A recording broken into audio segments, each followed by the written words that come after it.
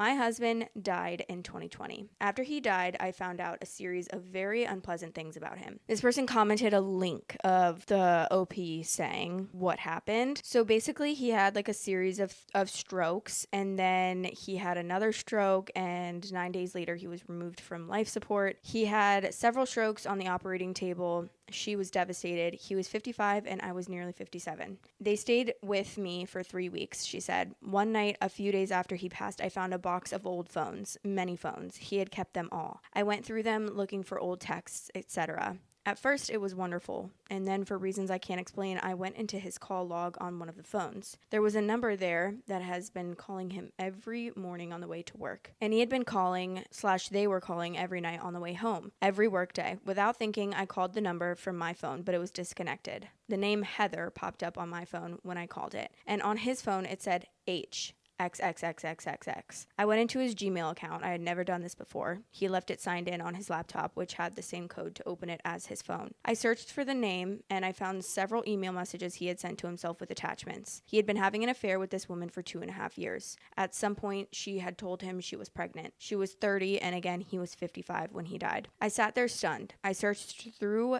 the other phones and found 299 screenshots of BBM conversations in the photo gallery. That number is not an exaggeration.